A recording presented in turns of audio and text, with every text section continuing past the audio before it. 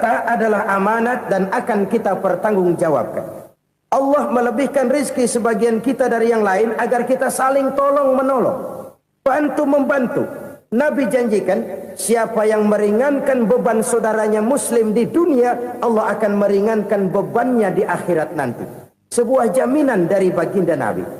Si orang yang kita bantu barangkali tidak bisa membalas, Allah yang akan membalas lewat jalan lain yang tidak pernah kita sangka-sangka.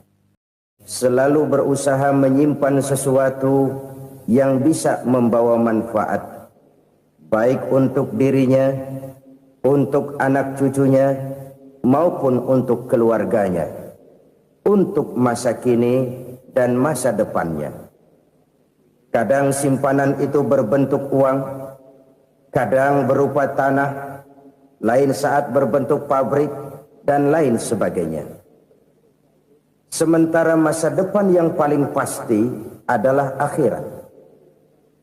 Jika untuk masa depan dunia kita rela memeras keringat, membanting tulang, pergi pagi dan pulang petang, menyimpan uang, menyimpan tanah, menyimpan pabrik, pernahkah kita merenung jika satu saat kiamat datang, kita dibangkitkan dari kubur masing-masing, berdiri di padang mahsyar untuk mempertanggungjawabkan seluruh kegiatan hidup kita di dunia ini, lalu kita akan menuju ke alam akhirat. Sudahkah kita mempunyai simpanan untuk akhirat kita? Pada pertemuan kali ini saya ingin menyampaikan sebuah hadis di mana Rasulullah sallallahu alaihi wasallam bersabda, arba'un min kanzil jannah. Simpanan sorga ada 4 macam. Yang pertama, ikhfa'us sadaqah, menyembunyikan sedekah. Saudara-saudara kaum muslimin, sebagaimana yang kita maklum bahwa Allah Subhanahu wa taala melebihkan sebagian rezeki dari kita terhadap yang lain. Ada yang kaya, ada yang setengah kaya, ada yang miskin, ada yang setengah miskin, dan selanjutnya. Ada yang gajinya kecil tapi penghasilannya gede. Ada yang penghasilannya gede tapi nggak punya gaji. Ada juga yang memang gajinya gede dan penghasilannya gede. Kelebihan rezeki merupakan sunnatullah dan tidak harus membuat kita merasa lebih dari yang lain. Bahkan sebaliknya, kelebihan itu harus membuat kita ringan tangan untuk menolong mereka yang memang memerlukan pertolongan. Kalau saudara diberikan ilmu, maka pertanyaan akhirat cuma satu, ilmumu kau amalkan untuk apa? Kalau saudara diberikan umur yang panjang, pengadilan akhirat juga bertanya satu, umurmu kau habiskan di mana? Tapi kalau saudara diberikan harta, pengadilan akhirat akan bertanya 2, hartamu kau dapat dari mana, kau belanjakan kemana? Dari mananya ditanya dan kemananya juga ditanya. Oleh karena kita akan dimintakan pertanggungan jawab, maka amanah yang bernama harta ini harus kita gunakan dengan sebaik-baiknya. Ada penggunaan yang merupakan kewajiban, itu zakat namanya. Ada penggunaan yang sewaktu-waktu, itu infak namanya. Ada yang lebih sewaktu-waktu lagi, dan itu sedekah namanya. Zakat dia terikat oleh haul dan nisab, oleh putaran batas waktu dan ukuran dari harta itu sendiri. Sedangkan infak terikat oleh situasi dan kondisi perekonomian seseorang. Sedangkan sedekah tidak terikat dengan apapun. Dalam kondisi seperti apapun kita bisa melakukan sedekah dengan yang terkecil sekalipun. Sampai-sampai Rasulullah sallallahu alaihi wasallam mengajarkan, la tahqiranna minal ma'rufi syai'an walau an talqa akhaka biwajhin talik. Atau ada hadis, tabassumuka fi wajhi akhika laka shadaqah. Senyumanmu kepada temanmu adalah sedekah. Jadi untuk melakukan sedekah tidak harus dalam berbentuk uang. Dengan ilmu kita bisa sedekah, Dengan tenaga kita bisa bersedekah, dengan pikiran kita bisa bersedekah, bahkan senyum kepada teman itu pun sedekah. Jadi kalau sedekah dengan uang memang belum punya uang, nyengir aja banyakin. Itu asal pada tempatnya, jangan lalu ketemu tiang listrik cengengesan. Tentu tidak pada tempatnya dan tidak wajar. Nah, sedekah yang paling dicintai Allah adalah sedekah yang disembunyikan. Artinya jauh dari sifat riya. Kan kadang-kadang ada orang sedekah itu disebutkan namanya. Apa tidak bagus? Kalau memang niatnya ikhlas, ya bagus-bagus saja. Untuk memberikan sugesti kepada yang lain. Di Fulan bin Fulan nyumbang sekian, diumumkan. Boleh kalau niatnya untuk memberikan rangsangan kepada yang lain supaya dia menyumbang lebih besar dari orang tadi.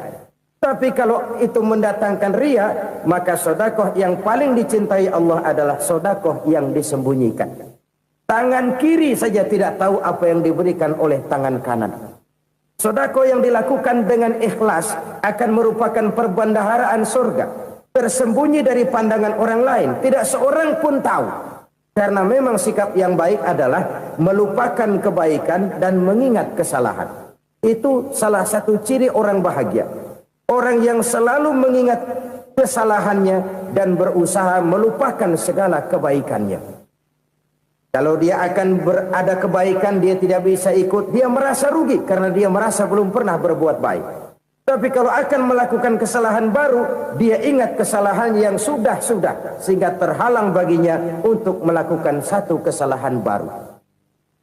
Demikianlah saudara-saudara, bahwa Allah melebihkan rizki sebagian kita dari yang lain, agar terjadi tolong-menolong dalam kehidupan ini. Jadi kesenjangan yang nature, kesenjangan yang alami, itu sunnatullah. Ada yang kaya, ada yang miskin, ada yang kelas menengah.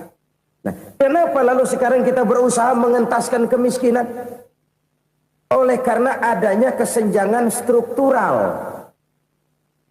Kalau yang kaya bisa semakin kaya, kenapa yang miskin tidak bisa naik jadi ikut sedikit kaya?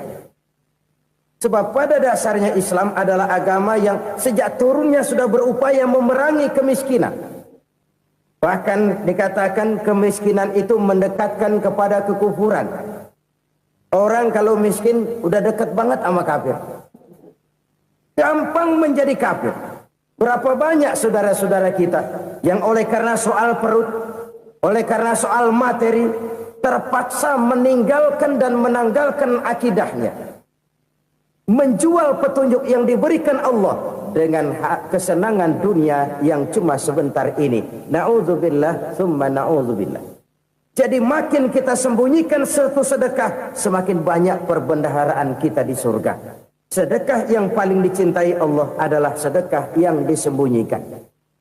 Malahan ada seorang sufi, dia punya kebiasaan kalau pergi sholat Jumat, dia bawa uang, itu uang dia taruh di bawah tikar masjid. Dia niat sedekah kepada siapa saja yang nemuin itu duit. Maksudnya apa? Supaya yang nemuin nggak tahu siapa yang punya duit. Demikian dia saking ingin menyembunyikan sedekahnya. Karena sifat riya itu bisa memakan amal kita sendiri. Riya itu termasuk menyebut-nyebut kebaikan kita. Orang yang suka nepuk dada, sedikit-sedikit ngitungnya kalau nggak gua. Tuh kalau nggak gua tuh. Tuh yang belas itu kalau nggak gua. Iya kalau nggak lu kenapa emang? Orang yang suka menepuk jasad. Tuh biasanya memang begitu saudara-saudara. Kalau perang lagi berkecamuk, orang nggak sempat ngaku jadi pahlawan. Tapi begitu perang selesai, yang kagak kenal bedil ngaku pahlawan, mas. Itu sesuatu yang biasa.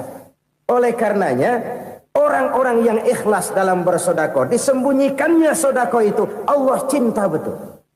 Malahan ada hadis memberikan jaminan, inna shadaqatal mar'il muslimi tazidu fil umri wa tadfa'u mitatas su'i.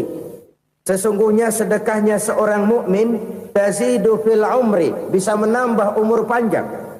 Wa tadfa'u mitatas su'i, dan menyelamatkan manusia dari mati secara su'ul khatimah. Jadi siapa yang kepengen panjang umur, banyaklah sedekah. Yang bosan hidup, pelit terus. Sedekah menambah panjang umur dan menyelamatkan manusia dari mati secara su'ul khatimah. Pak, katanya umur itu nggak bisa ditambah, nggak bisa dikurangin. Kapan? Kalau ajal sudah datang. Wa idza jaa ajaluhum la yastakhiruna sa'atan wa la yastakdimun. Kalau ajal datang tidak bisa dimajukan, tidak bisa dimundurkan. Itu kalau ajal sudah datang. Tidak bisa lagi umur ditambah dikurangi, sudah datang. Tapi kalau belum datang, itu kan haknya Allah. Mau ditambah, mau dikurangi, hak prerogatif Allah. Sebagai pencipta manusia, Allah Maha Kuasa dan Maha Mampu. Sedekah ini menambah panjang umur dan menyelamatkan manusia dari mati secara su'ul khatimah. Itu orang mati kan sama ya, kondisinya mati, nggak nafas. Tapi hakikat mati kan lain-lain. Ada yang mati itu husnul khatimah, baik akhirnya. Misalnya lagi ngaji mati, lagi sholat mati, lagi sedekah mati. Ini yang dinamakan dengan husnul khatimah, baik di akhirnya. Sebaliknya ada yang su'ul khatimah, jelek di akhirnya. Ini yang jadi catatan akhir. Lagi nyekek botol, mampus. Lagi banting kartu, modar. Su'ul khatimah, jelek pada akhirnya. Sedekah menyelamatkan manusia dari mati secara su'ul khatimah. Dan kita semua kepengen mendapat husnul khatimah, jauh dari su'ul khatimah. Oleh sebab itu yang bisa menyelamatkan kita dari penyakit itu antara lain adalah sedekah yang disembunyikan, yang dikerjakan dengan ikhlas karena Allah, tidak karena kepengen dipuji orang, tidak karena ingin dikatakan orang pemurah. Sebab orang dermawan itu orang yang memberi tanpa harus diminta. Kalau masih harus diminta, ya belum dermawan namanya, masih harus diminta. Kalau nggak diminta ya tulus, lolos, polos. Saudara-saudara kaum muslimin rahimakumullah. Harta adalah amanat dan akan kita pertanggungjawabkan. Allah melebihkan rizki sebagian kita dari yang lain agar kita saling tolong menolong, bantu membantu. Nabi janjikan siapa yang meringankan beban saudaranya muslim di dunia, Allah akan meringankan bebannya di akhirat nanti. Sebuah jaminan dari baginda Nabi. Si orang yang kita bantu barangkali tidak bisa membalas, Allah yang akan membalas lewat jalan lain yang tidak pernah kita sangka-sangka. Ada orang tanya, Pak, ini ada orang nyumbang masjid sambil marah-marah, bagaimana? Saya bilang sumbangannya aja ambil, marahnya jangan. Marahnya jangan diambil, itu urusan dia. Saudara-saudara kaum muslimin rahimakumullah. Umat Islam ini kan umat yang punya potensi besar. Kadang kita merenung, kenapa kadang-kadang pembangunan masjid kok lambat sekali? Kalau hotel hari ini peletakan pertama, bulan depan peresmian. Supermarket hari ini peletakan batu pertama, minggu depan peresmian. Tapi kalau sudah yang namanya masjid, kadang-kadang peletakan batu pertama sekaligus jadi batu terakhir. 3 tahun, 4 tahun, campur nebar jalak di jalanan, duit dijaring kayak ikan sepat.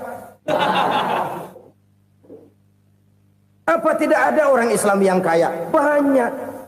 Apa tidak ada pengusaha muslim yang jadi konglomerat? Ada. Lalu yang belum banyak itu yang komit terhadap nilai-nilai agamanya. Akhirnya kita jatuh jadi umat yang lemah. Belum ada pengusaha konglomerat muslim buka pabrik supermi cap beduk misalnya umpamanya atau pabrik kecap cap sorban supaya identitas keislamannya sedikit kelihatan. Kita jatuh jadi umat yang lemah karena potensi tidak terinventarisir dengan baik. Kita ini ibarat kompor yang cuma matengin nasi orang lain. Potensi kita dimanfaatkan oleh orang lain. Ukhuwah Islamiyah kita baru terbatas kepada silaturahmi. Ukhuwah di bidang ekonomi kita lemah, ukhuwah di bidang kebudayaan kita lemah, apalagi ukhuwah di bidang politik kita lebih rapuh lagi. Padahal ukhuwah itu adalah totalitas kehidupan manusia, menyangkut ipolek sosbud, memerlukan nilai-nilai ukhuwah. Jadi oleh karena itu mari kita menyadari di dalam harta kita, walaupun kita yang cari, pergi pagi, pulang sore, peras keringat, banting tulang, di sana ada harta anak yatim. Di sana ada hak masjid. Di sana ada hak pesantren. Di sana ada hak jihad. Berbahagialah seseorang apabila dia oleh Allah dijadikan keran. Keran itu menyimpan air, tapi tidak untuk dirinya, tapi disalurkannya kepada mereka yang memang memerlukannya. Saudara-saudara kaum muslimin rahimakumullah, ini yang pertama. Jadi perbendaharaan surga adalah menyembunyikan sedekah. Orang lain nggak tahu, kita pun nggak pernah ngitung-ngitung. Kita anggap lewat begitu saja, padahal itu deposit akhirat. Satu. Yang kedua, perbendaharaan surga itu apa? Wa kitmanul musibah, menyembunyikan kesulitan. Kadang orang takut menghadapi kesulitan. Tapi makin kita merenung, hidup ini kan sebenarnya urusan. Takut sama urusan, ya jangan hidup. Tandanya orang hidup itu kalau punya urusan. Urusan melupakan problem. Problem sering menimbulkan kesulitan. Kesulitan bukan untuk ditakuti, tapi untuk diatasi dan dicarikan jalan keluarnya. Siapa sih orangnya yang nggak pernah sulit-sulit? Makin tinggi status sosialnya, makin gede urusannya. Makin tinggi kualitas imannya, makin berat tingkat kesulitannya. Cuma memang yang namanya enak itu seperti pelangi.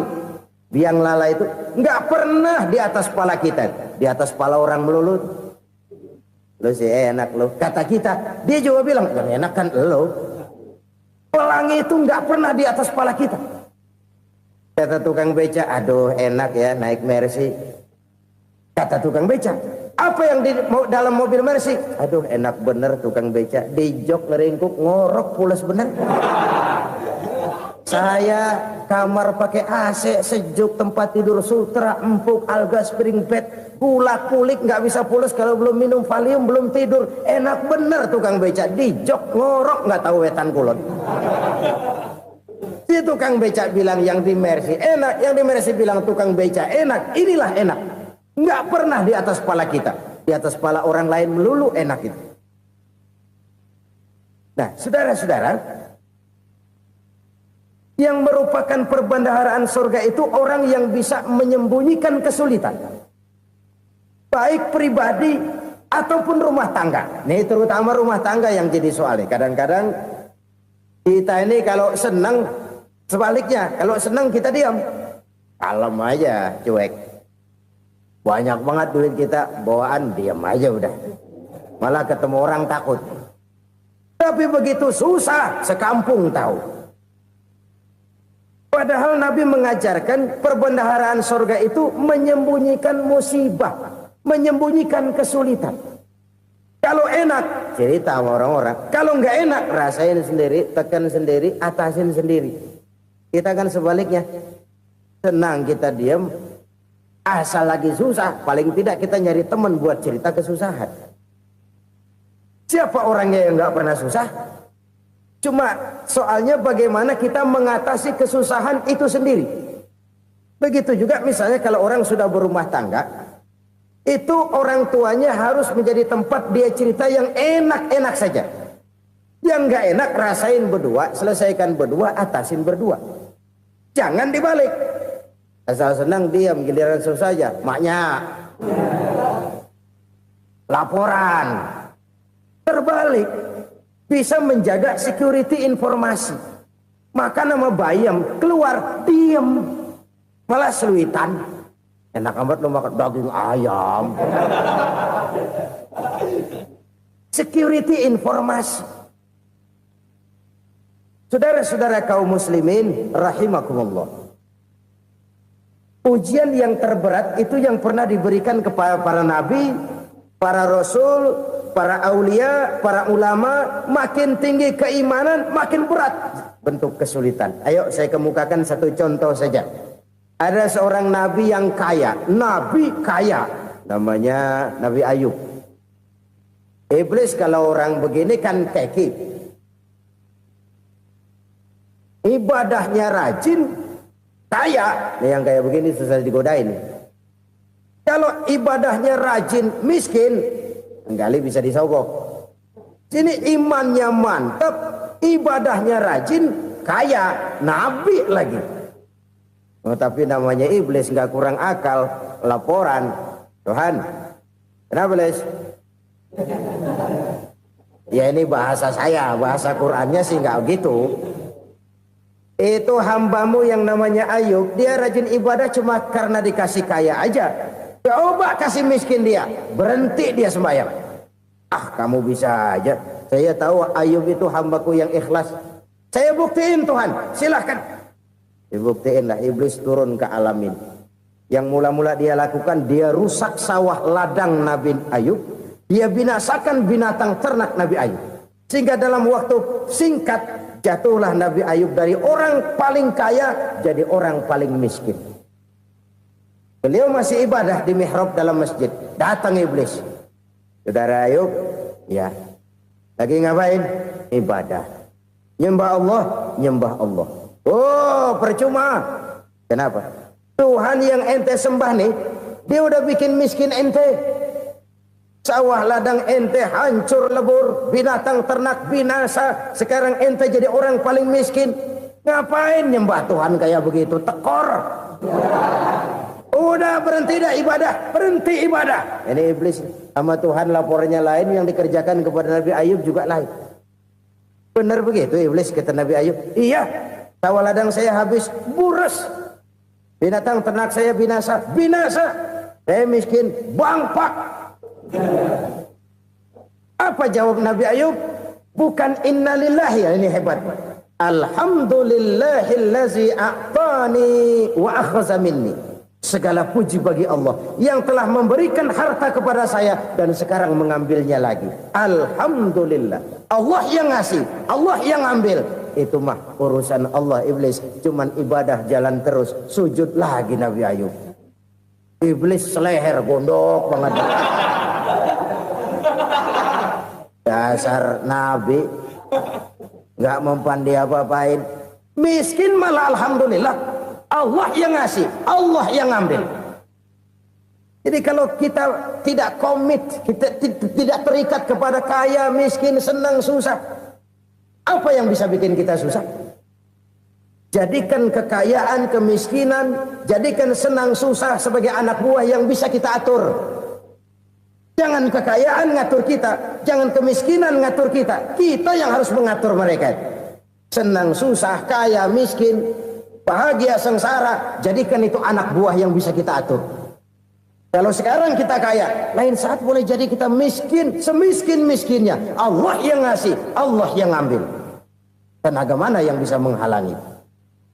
Ibadah jalan terus. Iblis makin gondok. Dasar Nabi loh. Akhirnya apa? Nabi Ayub dikerjain, diberikan penyakit. Demikian fatal penyakitnya. Bayangin, udah miskin sakit. Masya Allah. Miskin sakit. Sakitnya nggak lama, kira-kira 16 tahun. Istrinya 3, 2 mental minta ceraiin. Ngerawatin laki bengek begini. Senang belum tentu, susah udah pasti nih. Cerai aja, cerai dah. Cerai. Tinggal satu Siti Rahmah yang setia menemani beliau. Sesetia-setianya hati perempuan. Satu saat Siti Rahmah bilang, "Bang, iya, abang kan Nabi bang. Lalu namanya Nabi kan doanya jarang meleset bang. Maksud kamu minta kenapa sih sama Tuhan biar abang sembuh baik dah bang?" Siti Rahmah, iya. Saya sakit berapa tahun sih dah? 16 tahun bang. Sebelum ini saya sehat berapa tahun? Ya kira-kira 60 tahun bang. Nah coba ente banding-bandingin Rahmah. Saya dikasih sehat 60 tahun. dikasih sakit 16 tahun, sudah nggak sabar mau doa kepada Allah minta sembuh. Saya malu kepada Allah. Diuji dengan yang luar biasa seperti ini, tidak mengganggu stabilitas kehambaannya. Dia tetap menghamba kepada Allah Subhanahu wa ta'ala. Saudara-saudara kaum muslimin rahimakumullah, kunci menghadapi kesulitan itu apa? Allah jelaskan dalam satu ayat, wa basyiris sabirin alladzina iza asabathum musibah qalu inna lillahi wa inna ilaihi raji'un. Gembirakan orang-orang yang sabar. Siapa mereka itu? Yang apabila mendapat musibah mereka kembali kepada keyakinan dasar, segalanya dari Allah dan segalanya akan kembali kepada Allah. Ini konsepsi dasar dari sikap muslim dalam menghadapi berbagai kesulitan. Segalanya dari Allah, segalanya akan kembali kepada Allah. Kalau ini sudah kondisi dasarnya, maka kita akan lapang menghadapi kenyataan bagaimanapun pahitnya. Apakah itu namanya miskin, apakah itu namanya sakit, bahkan maut sekalipun. Segalanya dari Allah, segalanya akan kembali kepada Allah. Ini sikap hidup, bukan sekedar ucapan. Kita kadang-kadang menjadikannya sebagai ucapan. Mulutnya sehingga berhenti, innalillahi wa inna ilaihi raji'un, tapi nangisnya terus gerung-gerungan. Bukan itu, ini kesadaran moral. Kalau segalanya dari Allah, segalanya kembali kepada Allah, kan sebenarnya cuma nunggu giliran. Hari ini saya nyembayangin dia, entah hari apa saya disembayangin orang. Hari ini saya antar dia ke kubur, entah hari apa orang nganterin saya ke kubur. Hari ini saya tahlilkan dia, entah nanti kapan orang tahlilkan saya. Segalanya dari Allah, segalanya akan kembali juga kepada Allah. Oleh sebab itu saudara-saudara, kesulitan bukan untuk ditakuti. Kesulitan justru untuk diatasi, dicarikan jalan keluarnya. Dan tidak ada orang yang tidak pernah mendapat kesulitan. Tidak ada. Semakin tinggi status sosial, semakin tinggi kualitas keimanan, semakin besar juga tingkat kesulitan. Hanya saja bagaimana cara kita mengatasinya. Dan Al-Quran menyatakan, inna ma'al usri yusra. Di balik kesulitan itu pasti ada kemudahan. Roda itu berputar. Karena itu Rasulullah sallallahu alaihi wasallam mengingatkan kepada kita, ta'arraf ilallahi fir raha ya'rifka fis syiddah. Ingatlah kepada Allah di waktu kamu senang, supaya Allah ingat kepada kamu di waktu kamu susah. Kalau waktu senang kita ingat kepada Allah, kita susah, Allah tidak akan meninggalkan kita. Tapi kalau waktu senang kita jauh dari Allah, sujud tidak sempat, dengan masjid jauh, ketika senang kita lupakan Allah. Nanti begitu kita susah, Allah lupakan kita. Dan itu menyakitkan. Oleh karena itu orang-orang tua kita dulu bilang, kalau lagi sehat ingat-ingat lu bakal sakit nanti. Kalau lagi kaya ingat-ingat satu saat kita bakal jatuh miskin. Bahkan kalau lagi muda ingat-ingat kita bakal tua. Dan yang terpenting kalau lagi hidup ingat-ingat kita bakal mati. Saudara-saudara kaum muslimin rahimakumullah. Jadi yang kedua yang merupakan perbendaharaan surga, menyembunyikan musibah. Saudara-saudara kaum muslimin rahimakumullah. Hal ketiga yang merupakan perbendaharaan surga adalah wasilatur rahmi. Orang yang suka bersilaturahmi. Sebagaimana yang kita maklum bahwa manusia adalah makhluk yang disebut zon politika. Makhluk sosial yang tidak mungkin hidup sendiri-sendiri. Betapa dan siapapun kita memerlukan orang lain.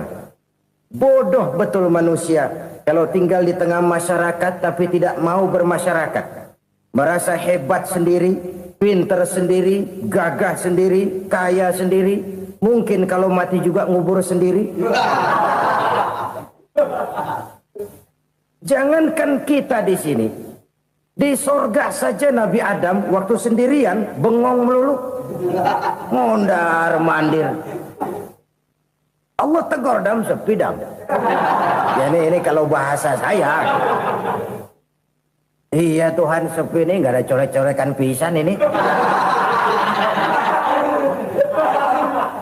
Diciptakan Siti Hawa baru anteng Nabi Adam. Itu di sorga. Cobalah. Umpamanya saudara tinggal di Jakarta nih. Kayak bener. Apaan aja di Jakarta punya saudara dah. Jembatan Semanggi ambil. Monas, Buntel bawa pulang. Hotel-hotel ambil semua. Cuman tinggal di Jakarta sendirian. Apa enaknya? Betapa dan siapapun kita perlu orang lain. Tidak ada seorang pun yang bisa memenuhi kebutuhan hidupnya secara sendiri-sendiri. Nah, Islam telah menyelamatkan manusia dari ras diskriminasi. Mengikat manusia dengan persaudaraan yang berlandaskan kepada akidah. Karena itu dianjurkan bersilaturahmi. Bahkan Nabi menyatakan, Man arada ayyubsata lahu fi rizkihi wa yunsa'a fi atharihi falyasil rahimah. Siapa yang kepengen diluaskan rezekinya dan dipanjangkan usianya, banyaklah ia bersilaturahmi. Siapa yang kepengen dimudahkan rezekinya, hendaknya ia banyak bersilaturahmi. Kalau banyak teman, kesulitan kan paling tidak ada tempat cerita. Udah susah, sendirian kita pikirin diri, nggak ada tempat tukar pikiran. Cepet banget sama bengek. Dilawan sendiri. Nah, secara makro kita bisa berkata, tidak mungkin ada kemenangan kalau tidak ada kekuatan. Tidak ada kekuatan kalau tidak ada kesatuan dan persatuan. Tidak mungkin ada kesatuan dan persatuan tanpa semangat silaturahmi. Kalau umat Islam mau menang, dia harus kuat. Kalau umat Islam mau kuat, dia harus bersatu. Kalau umat Islam mau bersatu, dia harus membudayakan silaturahmi ini. Bahkan sampai-sampai kata Nabi, kalau bisa cari nilai tambah. Apa? Silman koto'ak. Bersilaturahmilah kau kepada orang yang marah denganmu. Masya Allah, indahnya ajaran agama kita. Orang yang marah pun kepada kita, kata Nabi, kalau bisa bersilaturahmilah kepadanya. Kepada orang yang marah itu. Di situ nilai tambah. Cuman jujur nih hadis, ngucapinnya gampang, ngamalinnya yang berat banget. Orang marah sama kita disuruh silaturahmi, ada apa malu? Lu marah, ada gua marahan lagi. Tunggu pikirin. Saudara-saudara kaum muslimin rahimakumullah. Tapi ini yang diajarkan, bahkan ini yang dicontohkan oleh baginda Rasul. Bagaimana begitu mudah, misalnya satu saat Abu Jahal ini ngatur strategi bagaimana bikin Muhammad celaka. Dia gali lubang di depan tempat tidurnya. Dia tutupin daun korma. Terus dia panggil seseorang, ke sini. Kasih tahu Muhammad, pamannya sakit keras, minta ditengokin. Berangkat orang ini ke sana. Muhammad, labbaik. Pamanmu sakit keras, dia minta ditengokin. Baik, saya akan datang menjenguk beliau. Berangkatlah Nabi ke rumah Abu Jahal tanpa prasangka apapun. Abu Jahal udah pasang setil, selimut 3 rangkap setengah dipakai, persis kayak orang meriang. Tapi sembari ngintip dari balik selimut, begitu Muhammad buka pintu, nah masuk perangkap nih. Muhammad jalan menuju tempat pembaringan. Makin lama makin dekat, makin lama makin dekat, makin dekat ke lubang yang dipasang oleh Abu Jahal itu. Dalam hati Abu Jahal, terus dah jatuh, mampus dah lo ini. Mampus lo hari ini nih. Apa yang terjadi? Malaikat Jibril datang. Muhammad, pamanmu cuma pura-pura sakit. Di depan tempat tidurnya ada lubang perangkap supaya kamu jatuh ke situ. Sudah, kamu pulang. Balik kanan Nabi. Sudah hampir jatuh ke lubang, balik kanan, pulang. Bayangin kecewanya Abu Jahal. Muhammad dikit lagi. Enggak paman, saya pulang aja. Emosi bangun dari tempat tidur, enggak sadar kalau lagi pura-pura sakit. Lompat ngejar Nabi, dia lupa dengan lubang yang dia gali. Serak, nyemplung sendiri ke dalam lubang.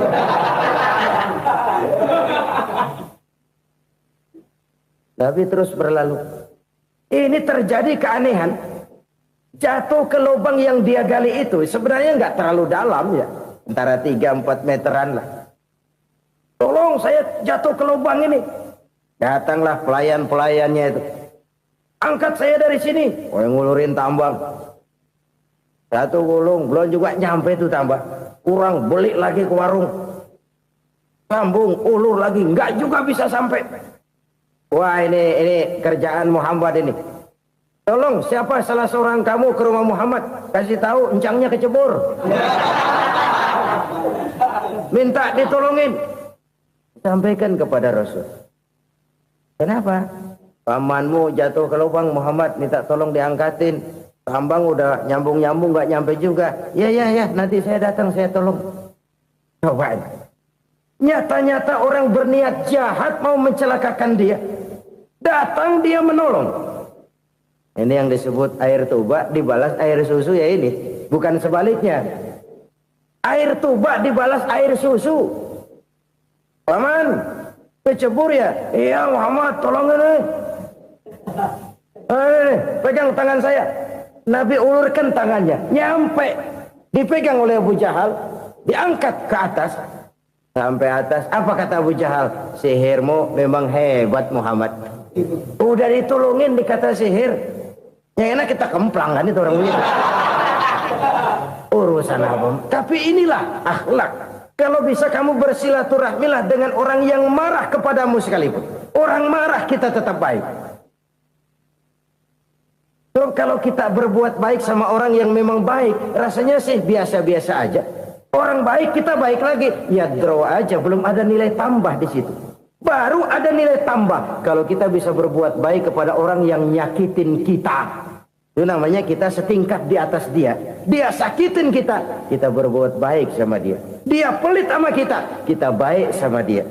Dia marahin kita, kita deketin dia. Di situ kita punya nilai tambah. Jadi siapa yang ingin diluaskan rezekinya kata Nabi dan dipanjangkan umurnya, hendaklah ia banyak-banyak bersilaturahmi. Sederhana sebenarnya silaturahmi. Tapi silaturahmi membangkitkan semangat kesatuan dan persatuan. Kesatuan dan persatuan melahirkan kekuatan. Dalam matematika, 1 ditambah 1 pasti 2. Tapi di tengah masyarakat, 1 orang takut ditambah 1 orang takut, hasilnya jadi 2 orang setengah berani. Kenapa setengah berani? Karena udah berdua.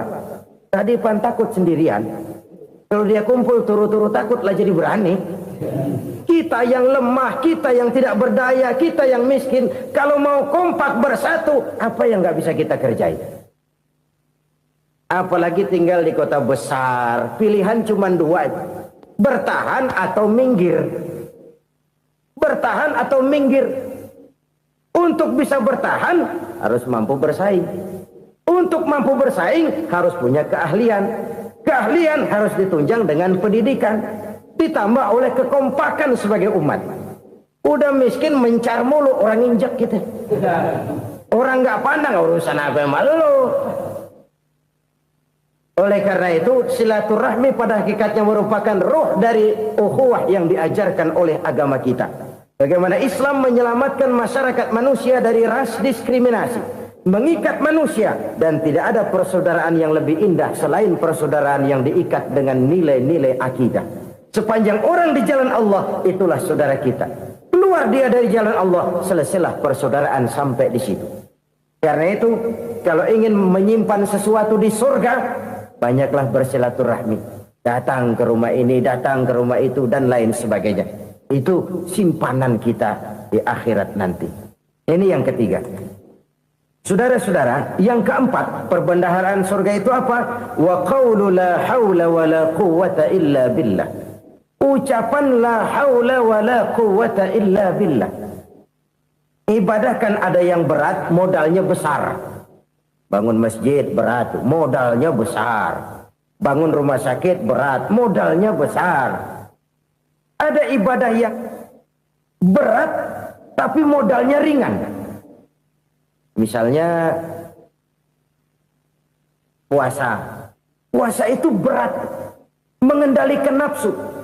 Kalau sekedar nggak makan nggak minum sih enteng, mengendalikan nafsu itu jihad terbesar. Tapi kan modalnya ringan, cuma niat saja. Ini ibadah berat, modalnya ringan. Ada ibadah yang ringan, modalnya juga enteng. Seperti termasuk ucapan la haula wa la quwwata illa billah. tanpa sadar. La haula wala quwata illa billah. Nyelengin tuh di surga. Nyelengin, kita nggak terasa. Nyelengin simpenan akhirat. La haula wala quwata illa billah. Nyimpan lagi. Kaget. La haula wala quwata illa billah. Nyimpan lagi. Banyak simpenan. Walaupun sebenarnya yang dimaksud di sini adalah kesadaran batin.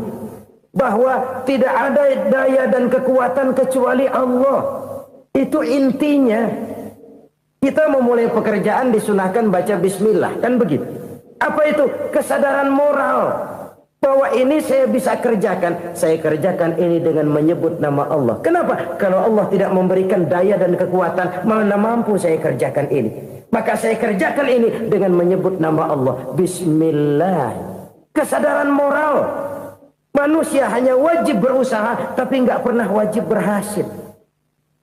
Banyak hal-hal yang kalau kita renungkan secara rasio nggak mungkin, tapi jadi kenyataan. La haula wala quwata illa billah. Tidak ada daya dan kekuatan kecuali bagi Allah semata-mata. Kesadaran moral akan kelemahan dan keterbatasan makhluk bernama manusia. Kadang kita kagum dengan otak, tapi kita sering lupa sama yang bikin otak. Padahal bagaimanapun hebatnya otak, yang bikin otak pasti lebih hebat dari otak. Nggak percaya, silahkan otak-otakan. Inilah kecenderungan.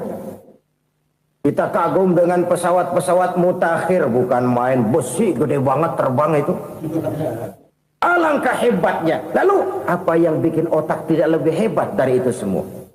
Kita puji laut. Apa yang bikin laut tidak lebih hebat dari laut itu? La haula wala quwata illa billah. Tidak ada daya dan kekuatan kecuali Allah. Apa yang bisa kita lakukan? Kalau tidak karena daya dan kemampuan yang diberikan oleh Allah kepada kita. Lahirlah sikap tawadu, rendah hati. Tidak melonjak menjadi angkuh dan sombong. Sadar akan kelemahan dan keterbatasan diri. Sebagai makhluk yang diciptakan oleh Allah subhanahu wa ta'ala. Jadi satu sisi ini ucapan yang berpahala, la haula, jadi wiridan. Pada sisi lain ini kesadaran moral, sikap mental, kesadaran batin. Bahwa yang punya daya dan kekuatan itu cuma Allah. Kita nggak pantas untuk sombong. Sebab sombong itu pakaiannya Allah. Kita nggak sedang pakai pakaian Allah, kegedean. Dan makin kita renungi, makin terbentur. Apa sih yang bisa kita sombongin? Kita mau sombong apa? Kaya? Pintar? Itu kan semua relatif. Di atas langit masih ada langit lagi. Jadi oleh karenanya, marilah kita menyadari. Manusia hanya wajib berusaha, tapi tidak pernah wajib berhasil.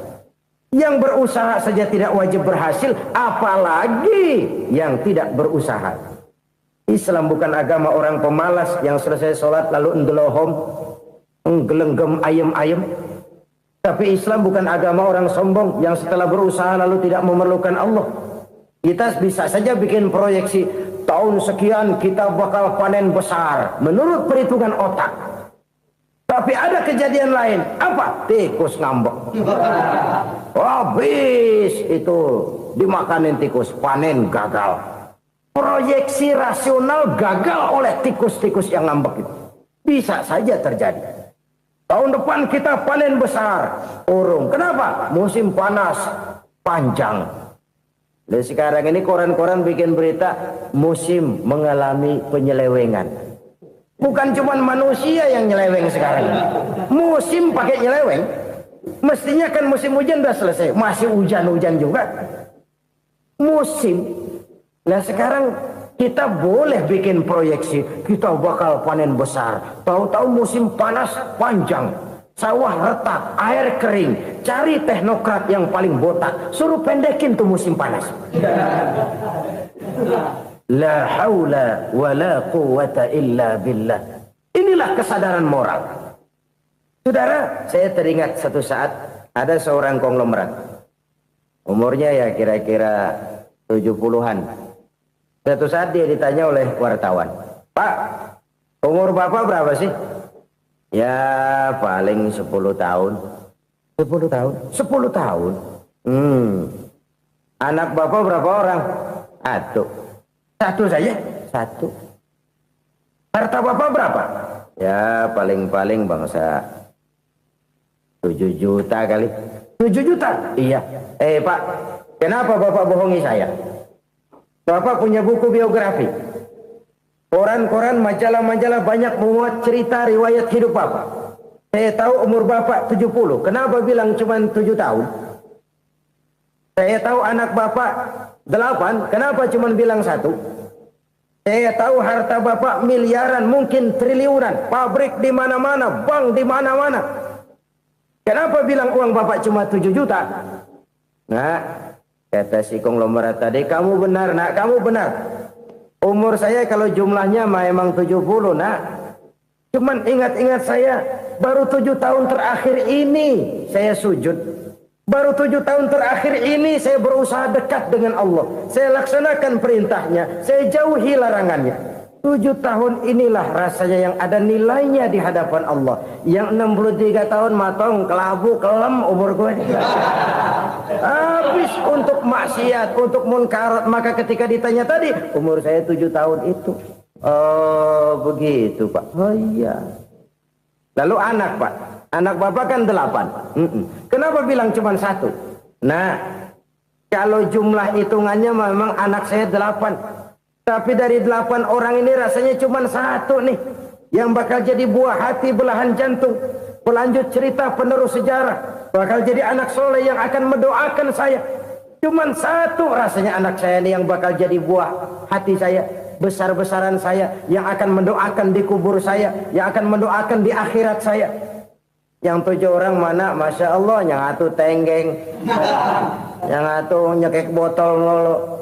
Yang atu nggak karu-karuan. Makanya saya bilang 1 anak saya yang akan bisa mendoakan saya. Oh begitu Pak. Iya. Nah harta Pak. Harta bapak kan triliunan. Pabrik bapak di mana-mana. Uang bapak hampir di tiap bank-bank besar. Kenapa bilang cuma 7 juta? Betul kau nak. Harta saya kalau jumlahnya memang miliaran, triliunan mungkin. Tapi yang saya ingat baru 7 juta tuh yang saya belanjakan di jalan Allah. Saya nyumbang masjid, saya santuni yatim piatu, saya bantu pembangunan pesantren, saya bantu pembangunan rumah sakit Islam. Itu yang akan saya bawa pulang ke akhirat, yang 7 juta itu. Yang triliunan itu nanti akan diperebutkan oleh anak-anak saya sebagai waris saya. Jadi harta saya 7 juta itu yang bakal nemenin saya di akhirat, yang akan saya bawa pulang jadi teman saya. Saudara-saudara kaum muslimin, jangan-jangan orang tua itu adalah kita-kita ini. Jangan-jangan kita-kita ini adalah orang tua itu. Jangan-jangan itu potret dari diri kita masing-masing. Dari sekian umur yang diberikan Allah, berapa tahun yang ada nilainya di hadapan Allah. Dari sekian anak-anak yang merupakan amanah, berapa yang akan mendoakan kita sebagai orang tuanya menjadi anak soleh. Dari sekian banyak harta yang diberikan Allah, berapa yang akan kita bawa pulang menghadapnya nanti, yang kita belanjakan di jalan Allah. Ini sebuah potret kehidupan. Karena itu kita kembali kepada la haula wa la quwata illa billah. Kita wajib berusaha, kita wajib berikhtiar. Selebihnya segala daya dan kekuatan hanya milik Allah saja semata-mata. Satu kesadaran batin dari setiap pribadi muslim. Setelah ia berusaha dan berikhtiar, ia menyerahkannya kepada Allah Subhanahu wa ta'ala. Jadi satu sisi ini merupakan wiridan ucapan yang mengandung pahala. Pada sisi lain ini merupakan sikap batin dari seorang muslim di dalam ia menghadapi realitas kehidupan ini. Saudara-saudara kaum muslimin rahimakumullah. Kalau ini kita jadikan satu basis kehidupan, maka ini akan menyelamatkan manusia dari kemungkinan tergelincir menjadi orang yang lupa diri dan lupa darat. Sebab itu Imamul Ghazali berpesan, jadidis safinah fa innal bahra amiq wa khuziz zad fa inna safara ba'id wa khaffifil hamla fa innal hamla sadid. Perbarui selalu kapalmu karena lautan sangat dalam. Bawa bekal yang banyak karena perjalanan ini sangat jauh. Ringankan beban karena kebanyakan beban akan menyakitkan. Alangkah indah kalimat ini, alangkah dalam makna yang terkandung di sana. Perbarui selalu kapalmu karena lautan sangat dalam. Apa artinya ini? Jaga mentalmu baik-baik. Pelihara imanmu baik-baik karena hidup penuh cobaan seperti lautan. Kita kalau berlayar di lautan kan kadang-kadang tenang, angin bertiup sepoi-sepoi basah. Jika malam datang, bintang gemintang bertabur menghias cakrawala. Rembulan memantulkan sinarnya dengan indah. Dalam keadaan begitu berlayar enak. Tapi lain saat ombak menggunung, halilintar menyambar, angin topan bertiup. Berapa banyak sudah saudara-saudara kita yang tenggelam di lautan dunia tanpa sadar bahwa dia belum sampai kepada pantai yang akan dituju.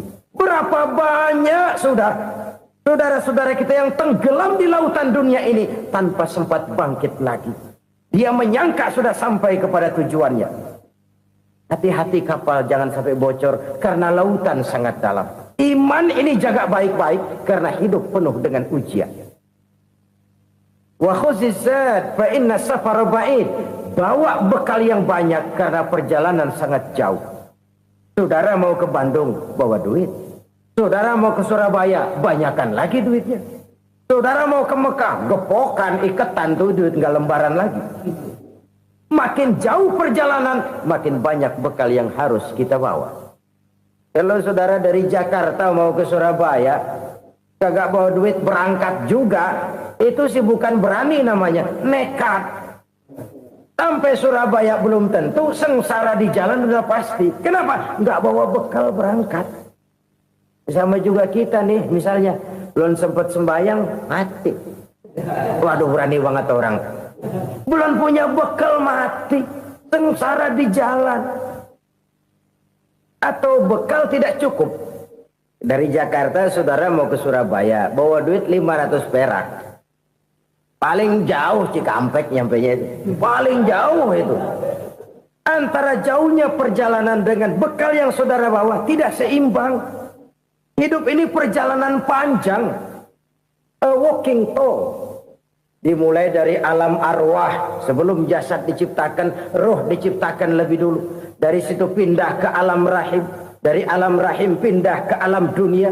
Dari alam dunia pindah ke alam barzah. Baru menuju akhirat. Satu perjalanan panjang. Kalau bekal tidak bawa, sengsara di jalan. Bawa bekal yang banyak karena perjalanan ini sangat jauh. Wa khaffifil hamla, ringankan beban karena beban itu cuma akan menyulitkan. Kalau bekal itu sih keperluan, tapi beban nggak kita perluin, coba ngeberat-beratin. Apa ini beban? Dosa, kecurangan, kebatilan, kezoliman, ketidakadilan, kesewenang-wenangan. Itu akan jadi beban kita di akhirat. Alangkah celakanya, perjalanan panjang, bekal tidak bawa, beban kelewat banyak, alamat sengsara di jalan. Pahala tidak ada, dosa berlipat ganda. Na'udzubillah, summa na'udzubillah. Kalau kita rangkum nasihat Al-Ghazali dengan kisah si konglomerat tadi, kita akan mengambil kesimpulan. Pertama, bekal terbaik dalam menghadapi gejolak kehidupan ini tidak lain adalah iman. Yang kedua, pahala dan dosa. Dua hal kontroversial. Pahala adalah bekal, dosa adalah beban. Tapi kita sekarang kan tidak begitu terangsang kepada yang abstrak. Orang berlomba mencari yang konkret-konkret saja. Yang real. Kalau memang dosa, benjol dong. Kira-kira begitu. Kira-kira begitu. Persis orang Yahudi dulu. Orang Yahudi itu kan pernah minta kepada Nabi Musa. Ya Musa, lan nu'mina laka hatta narallaha jahrah. Musa, kami nggak bakal mau beriman kepada Allah kalau belum kami lihat Allah ada nongkrong di depan kami. Kalau memang Tuhan ada, taruh dong di depan kami. Mau yang konkret-konkret saja. Kalau memang dosa, benjol dong. Kalau memang pahala, berasa dong. Orang terangsang kepada yang real, yang konkret-konkret saja. Karena itu, untuk mengejar dosa, orang mau bayar. Tapi untuk mengejar pahala walaupun tidak bayar, orang segan.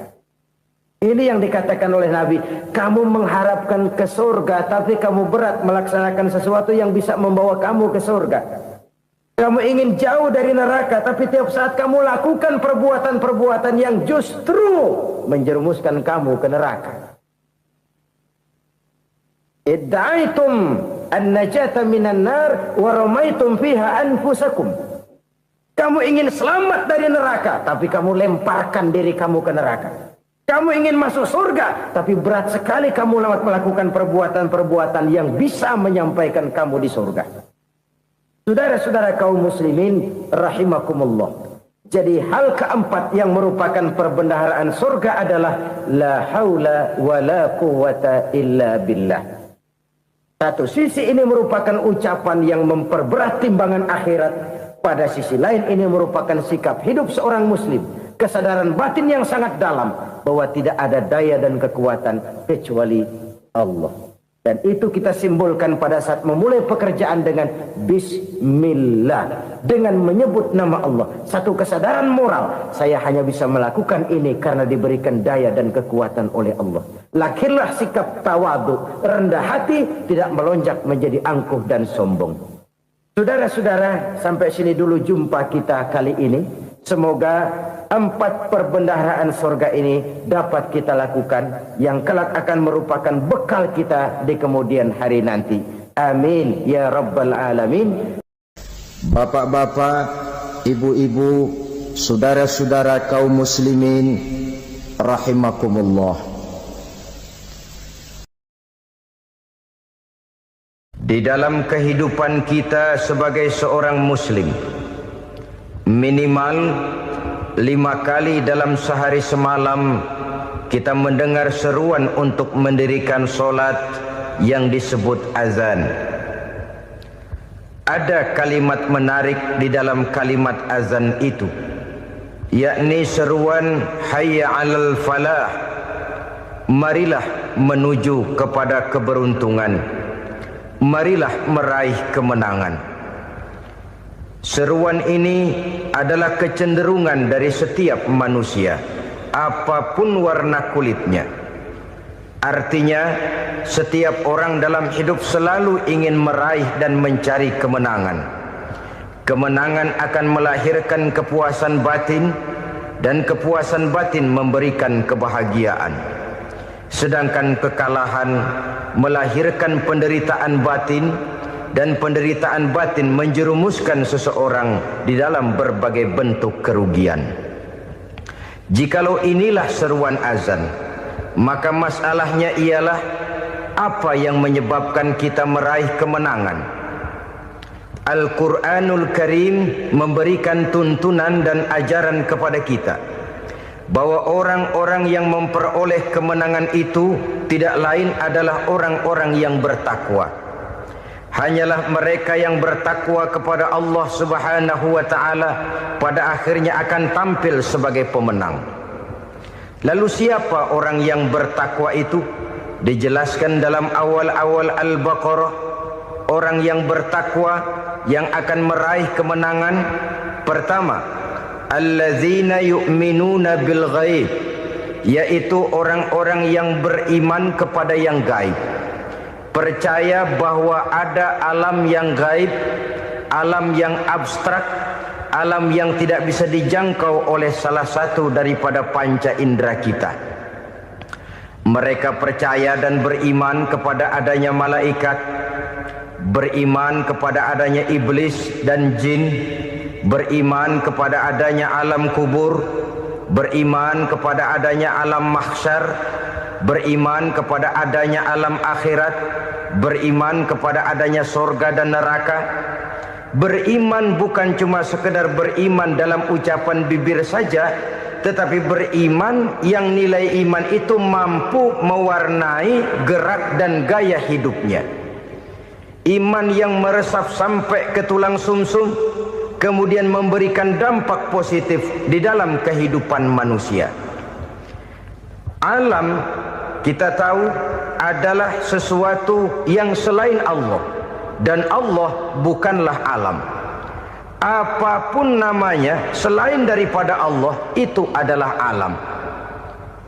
Alam pada hakikatnya terbagi menjadi dua.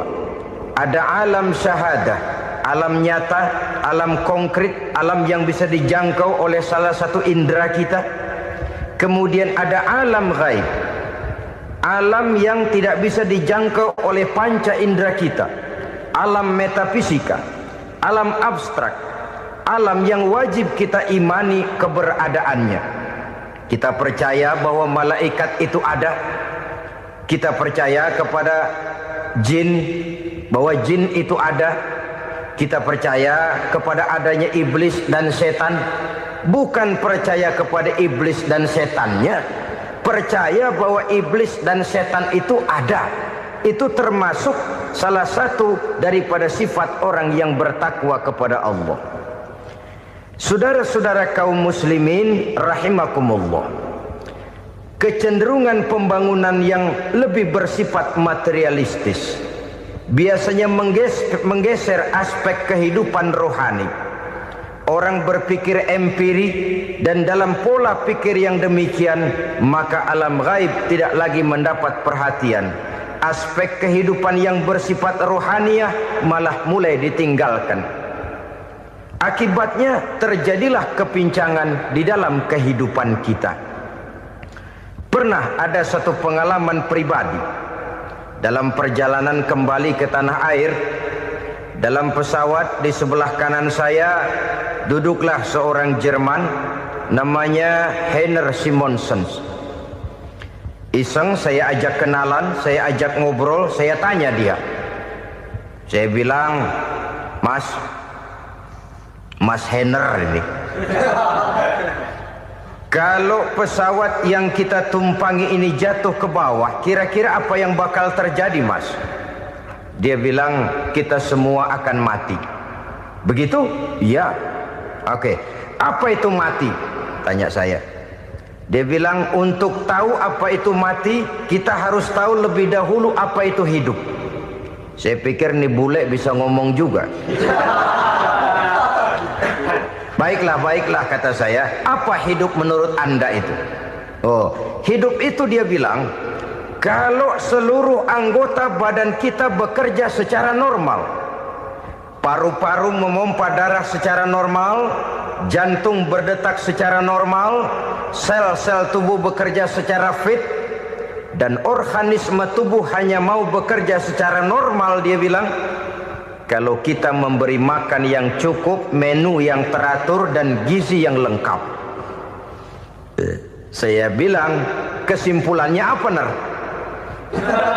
Dia jawab, hidup adalah dari tangan ke mulut. Life is from the hand to the mouth, kata dia. Hidup adalah dari tangan ke mulut. Jadi masalah hidup tidak lebih daripada masalah isi perut. Orang pergi pagi, pulang sore, peras keringat, banting tulang, perut yang dibelain. Saya bilang, you are wrong. Sampean salah, Ner. Kamu orang Islam bukan? Bukan. Pantas. Kenapa saya salah? Dia bilang, ya jelas salah. Salahnya di mana? Kamu ini manusia. Kalau hidup cuma dari tangan ke mulut, saya bilang, kambing di kampung saya juga begitu pikirannya, Ner. Itu kambing di kampung saya, asal perutnya kenyang, sudah hidup dia. Perkara besok bagaimana, lusa prospeknya macam mana, bulan depan ada apa, kambing nggak pernah mikir. Di kampung saya kambing juga pikirannya begitu. Kamu Kristen ya? Tadinya. Loh kok tadinya, lalu apa sekarang kamu ini? Dia bilang, sekarang saya netral. Saya tidak beragama, tapi saya percaya kepada Tuhan sebagai pencipta alam. Saya ingat benar dia bilang, I haven't any religious, but I believe to God as the creator of the world. Kenapa bisa netral begitu, Ner? Habis saya bingung katanya. Islam bilang Islam baik, Kristen bilang Kristen baik, Hindu Buddha bilang Hindu Buddha baik, semua agama baik. Saya netral sekalian, nggak beragama. Yang penting saya percaya kepada Tuhan.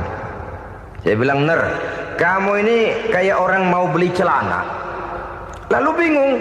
Yang satu bilang Levi's bagus, yang satu bilang Blue Jean hebat, yang satu bilang Wool England hebat. Celana ini hebat, celana itu bagus, celana ini hebat. Semua celana bagus, kamu bingung.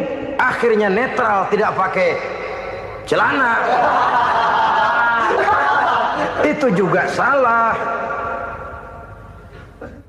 Saya pikir-pikir, kemudian saya melihat bahwa dua pola berpikir Henner ini nampaknya sudah mulai menggejala di lingkungan masyarakat bangsa kita.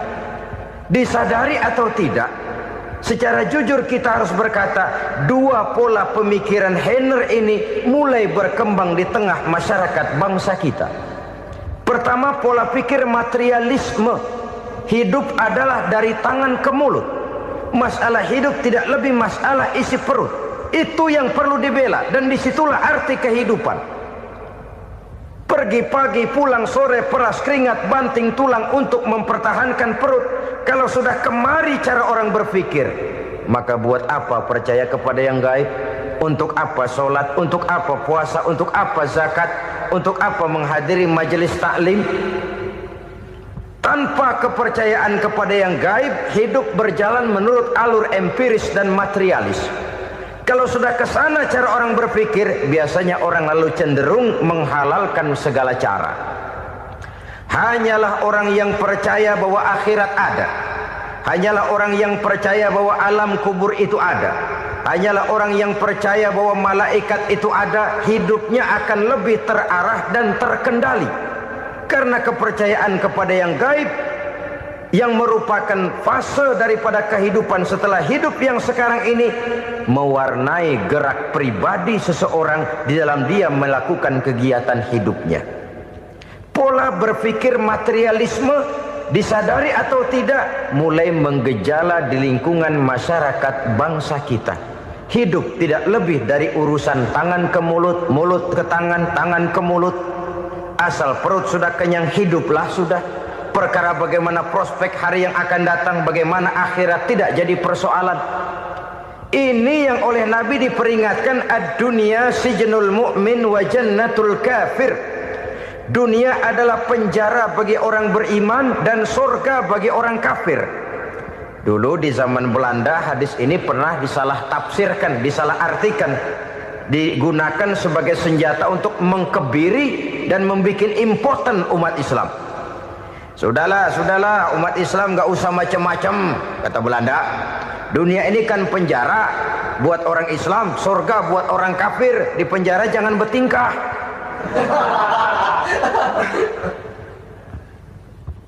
Pengertiannya tidak begitu.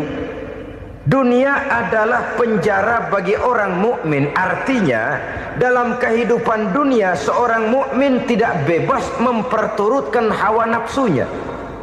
Di penjara hawa nafsunya itu. Sebaliknya surga bagi orang-orang kafir. Buat orang kafir surgalah dunia ini. Mereka bebas memperturutkan hawa nafsunya. Dilarang tidak terlarang, dicegah pun tidak tercegah. Mereka hidup menurut alur bisikan nafsu mereka sendiri. Kemudian bila ajal datang, maut merenggut nyawa, selesailah surganya sampai di situ. Maka bagi orang-orang yang tidak percaya kepada adanya akhirat, kepada adanya alam gaib, surganya sebatas umurnya. Sekali lagi, surganya sebatas umurnya. Bila umur selesai, ajal pun datang merenggut nyawa, selesailah sudah surganya sampai di situ. Alangkah pendeknya perjalanan orang-orang yang tidak percaya kepada alam gaib ini. Bagi kita mukmin, jikalau kita mampu memenjarakan hawa nafsu, kita bisa bahagia di dunia ini. Dan Islam memang tidak menyuruh kita sengsara di dunia. Raih dunia, kejar dunia, gapai dunia sebagai alat untuk mencapai kebahagiaan di akhirat nanti. Hidup adalah satu perjalanan panjang yang terbentang sejak kita terlahir dari alam rahim sampai kepada alam akhirat nanti. Andai kata kita gagal meraih kebahagiaan di dunia, toh kita masih punya akhirat. Tapi jangan jadi dalil yang melemahkan semangat. Biarin dah kita di dunia kebelangsak, yang penting akhirat. Akhirnya dunia benar-benar kebelangsah. Bagaimana dunia ini bisa kita raih, dan bagaimana meraih dunia untuk menunjang kepentingan akhirat nanti. Yang kedua, dari pikiran Heiner yang saya lihat menggejala di lingkungan masyarakat bangsa kita, timbulnya manusia-manusia netral. Seolah-olah Tuhan yes, agama no. Sama Tuhan percaya, agama ogah. Tuhan ngangguk, giliran agama godeng.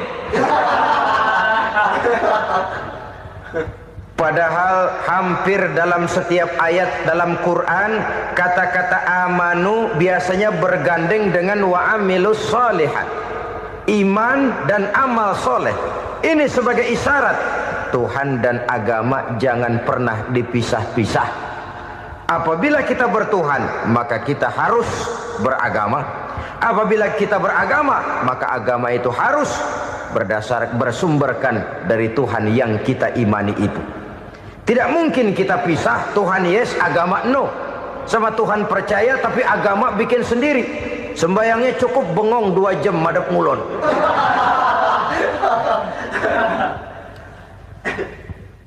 Saudara-saudara kaum muslimin rahimakumullah.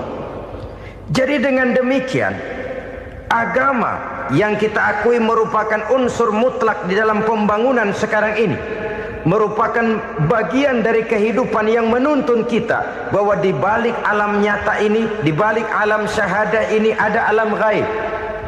Dan mudabbir, murabbi, yang mengatur, yang menguasai, yang memelihara baik dia alam nyata, baik dia alam gaib, tidak lain adalah Allah Subhanahu wa ta'ala. Di sana ada satu super power, satu maha kekuatan yang kita perlu bersandar kepadanya. Sebagai makhluk nyata yang hidup di alam nyata, berbuatlah secara nyata sebagaimana harusnya kita berbuat. Karena Islam jelas bukan agamanya orang pemalas. Islam jelas bukan agamanya orang yang mengajarkan setelah selesai sholat boleh duduk, nggelenggem ayam-ayam, ndelohom, menghitung bintang di langit sambil menunggu keajaiban. Tidak. Islam adalah agama yang mengajarkan apabila sholat sudah selesai kamu kerjakan, bertebaranlah di permukaan bumi, cari karunia Tuhanmu. Jangan hidup berpangku tangan menunggu keajaiban, karena hidup bukan undian. Jangan berharap untung besar tanpa mau peras keringat. Tapi di sebalik itu toh kita juga harus yakin bahwa di sisi usaha nyata yang kita lakukan ada satu super power, satu maha kekuatan gaib yang menentukan berhasil dan tidaknya usaha kita.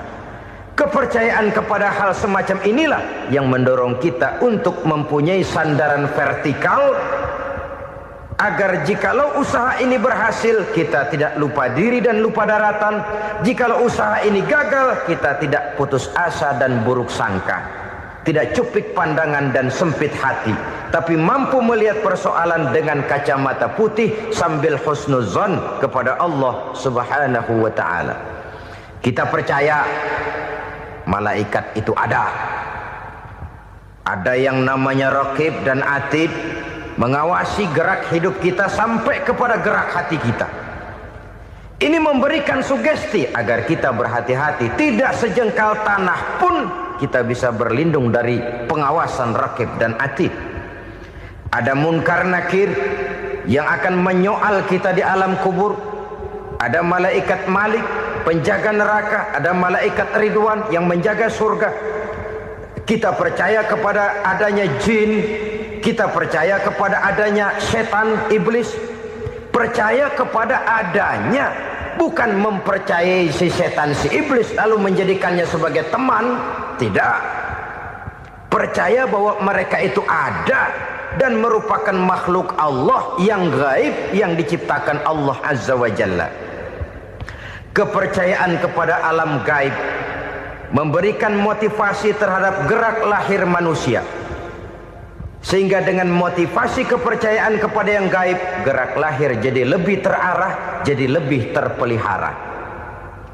Pernah seseorang bertanya, "Pak, apakah adanya akhirat bisa dibuktikan secara ilmiah?" Saya bilang tidak bisa, tidak bisa.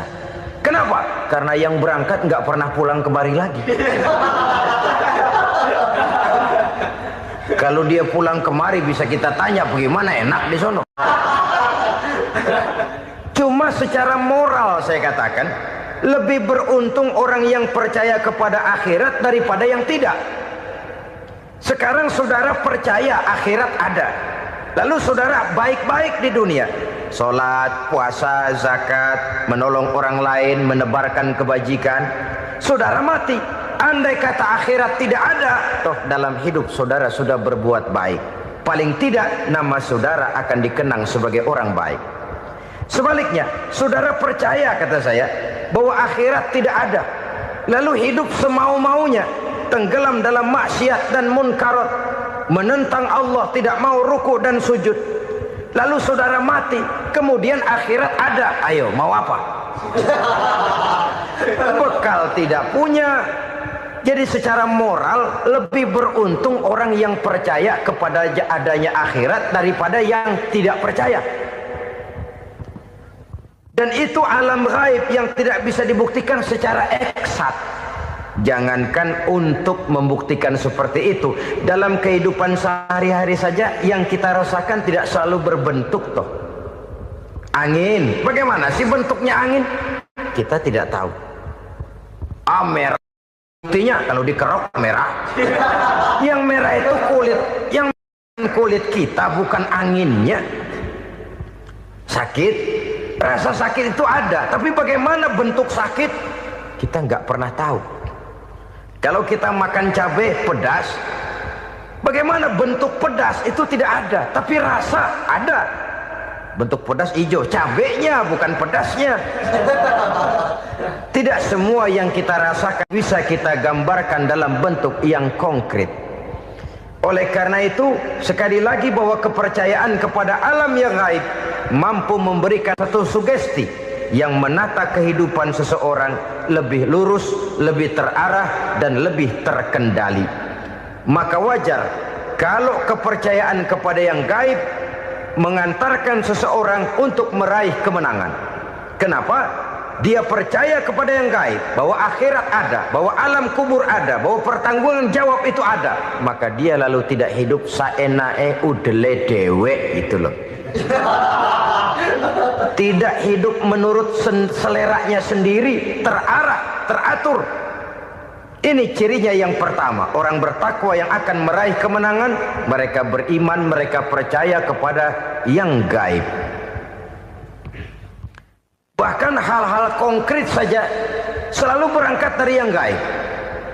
Saudara-saudara, para remaja, para pemuda sekarang ini tidak pernah tahu toh siapa yang akan jadi teman hidup saudara.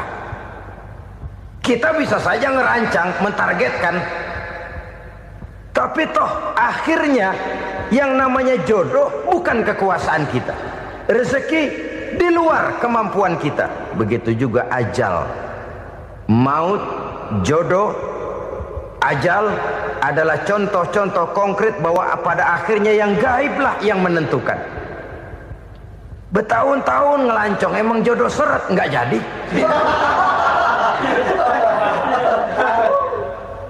Begitu kenal baru setengah malam nginep ditangkap hansip kan. Hal-hal semacam itu kadang-kadang kita berpikir suuzon, gilet, perempuannya cakep banget, lakinya rebek amat. Memang begitulah jodohnya. Memang begitulah jodohnya. Saudara hadirin ma'asyiral muslimin yang saya hormati, jadi hal-hal yang konkret saja kita yakini sepenuhnya ditentukan oleh satu superpower yang gaib itu tadi. Dari sanalah segala ketentuan itu berangkat dan kesanalah segalanya akan kembali. Maka kepercayaan kepada yang gaib meluruskan gerak hidup seseorang dan itu akan mengantarkan dia kepada meraih kemenangan. Satu. Yang kedua, wa yuqimuna shalah. Orang bertakwa yang akan meraih kemenangan itu adalah orang-orang yang mendirikan sholat. Kenapa sholat mengantarkan orang untuk meraih kemenangan? Yang jelas, inna sholata tanha anil fahsya'i wal munkar. Sholat mampu mencegah manusia dari perbuatan keji dan munkar. Banyak filsafat hidup yang terkandung di dalam solat ini. Sejak kita wudhu sampai kita menghadap ke arah kiblat, sampai kita melakukan gerak-gerak solat, bacaan-bacaan yang ada di dalam solat, lalu sampai kepada mengucapkan salam. Banyak filsafat hidup yang terkandung di dalam solat. Umpamanya saja, setelah takbiratul ihram mulai kita dengan solat dalam posisi berdiri, diajarkan dalam kitab-kitab fikih agar kita melihat ke arah tempat sujud. Ini kan filsafat kehidupan. Kalau kamu solat dalam posisi berdiri, lihat tempat sujud. Jangan solat mata jelalatan, sebab nanti bisa mengurangi kekhusyuan. Jadi wajar kalau yang dikatakan bahwa yang paling afdol adalah soft yang di depan. Kenapa? Secara harfiah pengertiannya akan lebih mengundang kekhusyuan. Kenapa? Kalau kita di soft paling depan, di masjid umpamanya paling banter kita lihat tembok.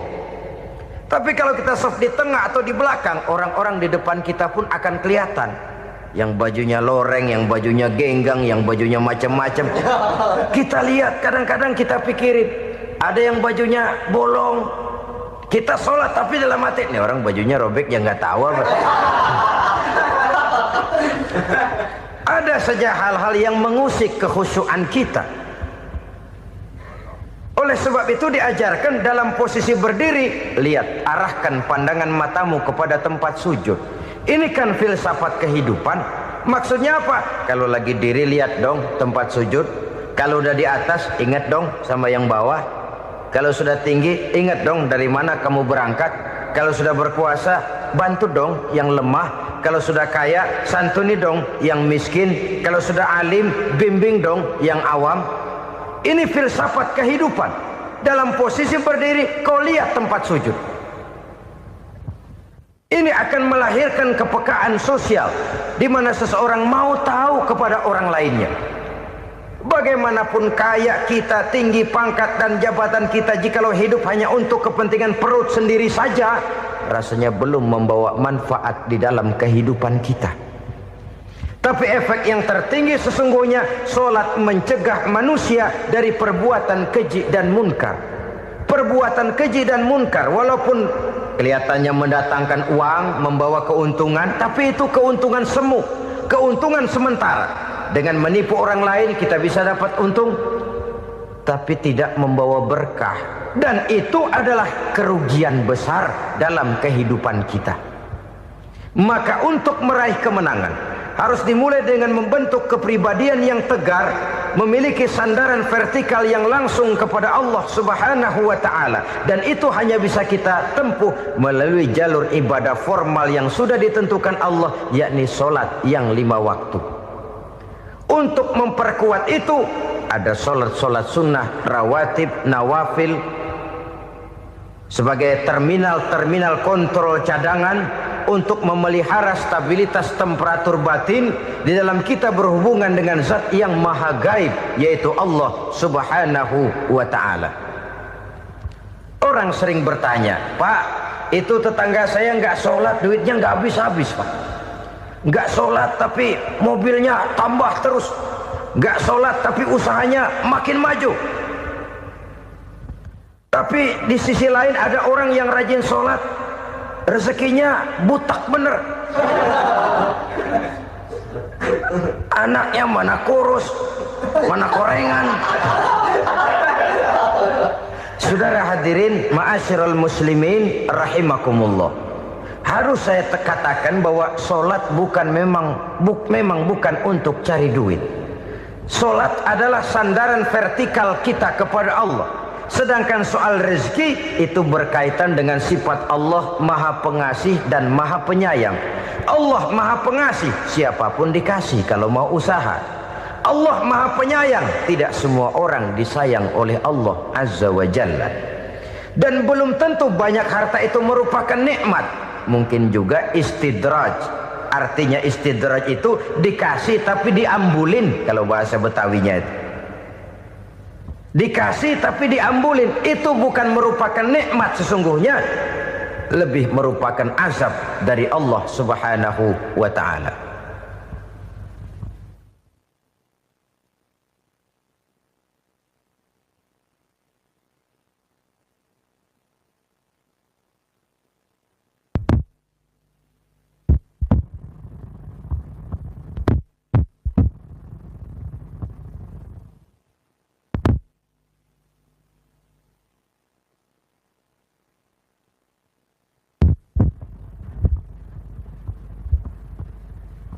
agama mempunyai sistem solat. Dan kita umat Islam telah dituntun oleh Allah Subhanahu wa ta'ala yang wajibnya 5 kali dalam sehari semalam mendirikan solat. Dan itu tentu berada dalam jangkauan kemampuan manusia. Pada awalnya barangkali kita memang merasa solat itu satu kewajiban. Tapi semakin kita hayati makna, manfaat dan filsafat yang terkandung di dalam ajaran solat, semakin sampai kita kepada keyakinan bahwa solat adalah keperluan kita. Sehingga pada waktu tertentu dinilai puncaknya, kita tidak lagi akan berkata saya wajib solat, tapi kita akan berkata saya perlu solat. Kalau kita sudah merasakan itu adalah keperluan kita, nah di sanalah kita baru akan merasakan ruginya kalau hal itu tidak kita laksanakan. Sepanjang kita masih berkata saya wajib sholat, kita akan lebih merasakan dia sebagai beban ketimbang sebagai keperluan. Yang jelas Allah tidak memerlukan ibadah yang kita laksanakan ini. Dengan kata lain, andai kata satu dunia penuh ini orang tidak ada yang sholat satu pun, Allah tidak akan turun dari jabatan Tuhan.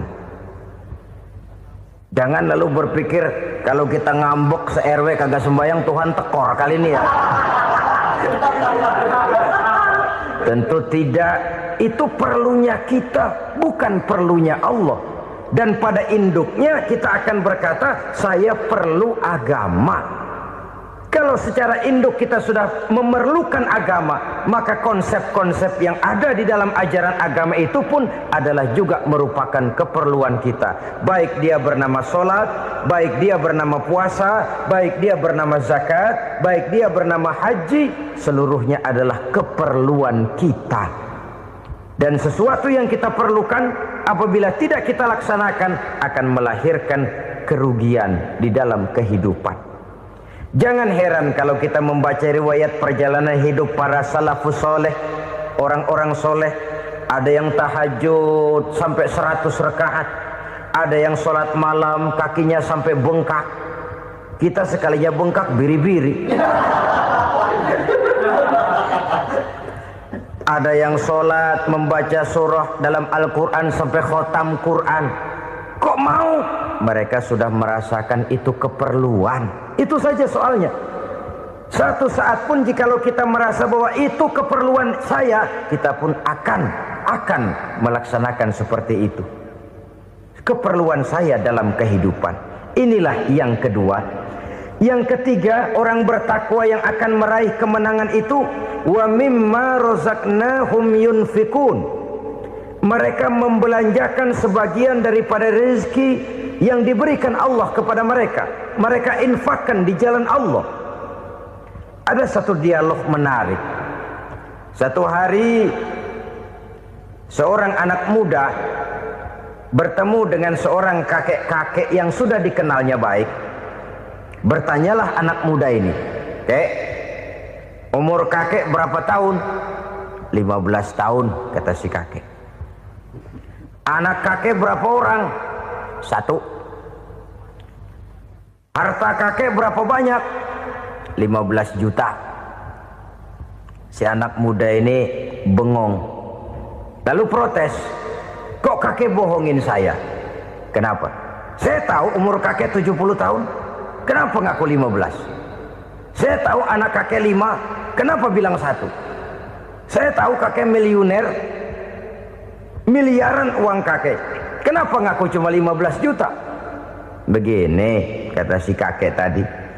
Benar, umur saya 70 tahun. Tapi dari umur yang 70 tahun itu baru 15 tahun terakhir ini saya merasakan ibadah kepada Allah. Meninggalkan maksiat, jauh dari segala macam munkarat. Maka yang 15 tahun inilah yang benar-benar saya rasakan sebagai umur saya. Benar anak saya 5, tapi yang 4 susah diatur. Cuman 1 rasanya nih yang bakal jadi si buah hati belahan jantung pelanjut cerita penerus sejarah. Cuma 1 ini yang saya harapkan yang akan jadi anak soleh yang akan membuat saya menerima pensiunan pahala. Kalau yang 4 apek dah, nggak ada harapan. Yang satu nyekek botol melulu. Oh begitu, iya. Lalu kenapa kakek bilang harta kakek cuma 15 juta padahal saya tahu kakek uangnya miliaran, depositonya banyak? Ya karena 15 juta itulah yang saya ingat yang pernah saya belanjakan di jalan Allah. Saya merasa itulah harta saya yang sebenarnya. Yang miliaran yang saya simpan di bank kelak kalau satu saat saya mati akan jadi rebutan di antara anak-anak saya. Iya kalau anak saya soleh kayak yang satu ini. Kalau yang 4 tadi udah tulen dia bakal berantem dah berebut tuh.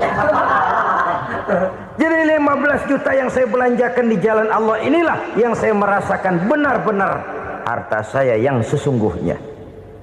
Dialog ini patut menjadi bahan renungan kita bersama. Diberikan kita umur 40, 50, 60, 70, 80. Berapa tahun dari umur yang diberikan itu yang jalan mulus, yang kita gunakan untuk melaksanakan ibadah? Banyak harta kita simpan di bank, di lemari, di dompet, di tas. Tapi berapa yang sudah kita depositokan di jalan Allah yang akan menemani kita di hari kita kembali nanti? Maka orang bertakwa yang akan meraih kemenangan, wa mimma razaqnahum yunfikun, mereka membelanjakan sebagian dari rezeki yang diberikan Allah di jalan Allah subhanahu wa ta'ala. Ma'asyiral muslimin rahimakumullah, zahirnya memang kita memberikan kepada orang lain, tapi hakikatnya kita menyimpan untuk diri kita sendiri. Kita memberikan kepada yatim piatu 25.000. Zahirnya kita memberikan si yatim, hakikatnya kan kita cuma nyimpan.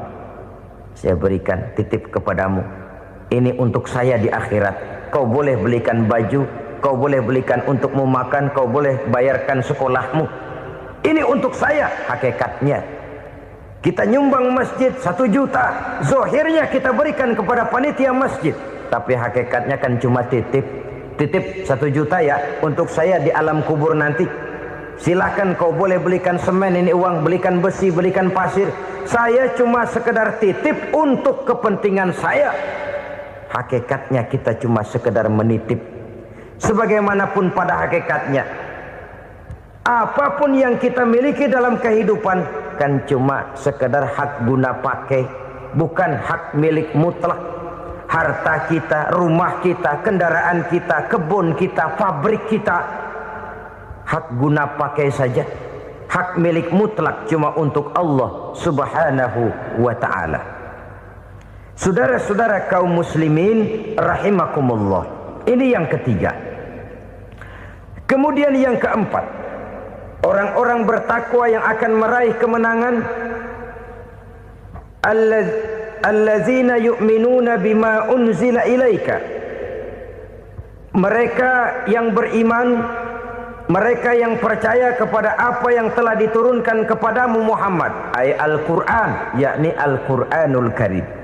Setelah percaya kepada yang gaib, mendirikan solat, kemudian menginfakkan sebagian dari rezeki yang diberikan Allah, mereka juga lalu percaya kepada yang diturunkan terhadap Nabi, yaitu tidak lain Al-Quranul Karim. Sekali lagi di sini, percaya bukan hanya sekedar percaya saja, tetapi percaya lalu menjadikan Al-Quran itu sebagai pedoman hidup. Sebab memang Al-Quran itu adalah GBHM, garis-garis besar haluan muslim. Apa yang harus kita lakukan, apa yang harus tidak kita lakukan, bagaimana mestinya kita bertingkah laku dan berbuat, seluruhnya tercantum di dalam Al-Quranul Karim. Itu sebabnya ketika satu hari Aisyah ditanya bagaimana akhlak Rasul, beliau menjawab, kana Rasulullah sallallahu alaihi wasallam khuluquhul Quran. Akhlak daripada Rasulullah tidak lain adalah Al-Quran. Jawaban simpel ini memberikan gambaran bahwa keseluruhan daripada konsepsi Quran sudah diterjemahkan dalam kehidupan Rasulullah sallallahu alaihi wasallam. Karena kita tahu akhlak adalah keseluruhan dari gerak hidup manusia. Sejak ia berpribadi, berumah tangga, bertetangga, bermasyarakat, sampai kepada berbangsa dan bernegara, Al-Quran tetap memberikan sentuhan nilainya. Oleh karenanya, orang-orang yang bertakwa adalah orang-orang yang menjadikan Al-Quran sebagai pedoman dalam kehidupannya. Dan kita yakini Al-Quran diturunkan kepada Nabi Muhammad bukan merupakan produk Nabi Muhammad. Isi dan redaksinya langsung dari Allah Subhanahu wa ta'ala. Kemudian cirinya yang kelima, orang bertakwa yang akan meraih kemenangan itu, wa ma unzila min qablika. Tidak hanya sekedar percaya kepada yang diturunkan terhadap Nabi Muhammad, yaitu Al-Quran, mereka juga percaya kepada apa yang pernah diturunkan kepada para nabi, kepada para rasul sebelum Nabi Muhammad. Percaya kepada adanya suhuf, percaya kepada adanya Taurat, percaya kepada adanya Injil, percaya bahwa Allah dahulunya sudah menurunkan Taurat kepada Musa, percaya bahwa Allah sudah menurunkan Injil kepada Isa, percaya Injil ada, Taurat ada, diturunkan Allah untuk Isa dan Musa, tetapi tidak wajib mengamalkannya karena kita sudah diberikan Al-Quranul Karim. Ini yang perlu saya garis bawahi. Kita percaya Allah telah menurunkan Injil dahulu kepada Isa. Kita percaya bahwa Allah telah menurunkan Taurat dahulunya kepada Nabi Musa. Kadang-kadang ini dijadikan dalih, dikacaukan pengertiannya. Quran saja mengajarkan bahwa orang yang bertakwa harus percaya kepada Injil, maka pakailah Injil. Apalagi kalau ayat sebelumnya ditilap, dihapus, dihilangkan, Injilnya yang ditekankan, maka akan terjadilah penekanan yang salah arah. Karena salah arah akhirnya bisa merusak dan menghancurkan akidah. Ketika Rasul suatu saat pernah ditanya orang, "Ya Rasul, bagaimana sikap kita sebagai muslim terhadap Injil yang ada sekarang?" Beliau menjawab, "La tukadzibuhu jami'an wa la tusaddiquhu jami'an." Jangan didustakan seluruhnya, jangan juga dibenarkan semuanya. Artinya, ini sudah merupakan gambaran dari Rasul bahwa dalam Injil yang ada sekarang masih ada ajaran-ajaran tauhid yang dibawa oleh Nabi Isa dan diajarkan kepada umatnya. Tapi juga dalam Injil yang sekarang ini sudah terkena intervensi dan investasi manusiawi. Karena itu Rasul menyimpulkan, la tukadzibuhu jami'an wa la tusaddiquhu jami'an. Jangan didustakan semua, jangan dibenarkan seluruhnya. Kita memang percaya Allah telah menurunkan Injil kepada Nabi Isa dulu, tapi kita tidak wajib mengamalkan Injil.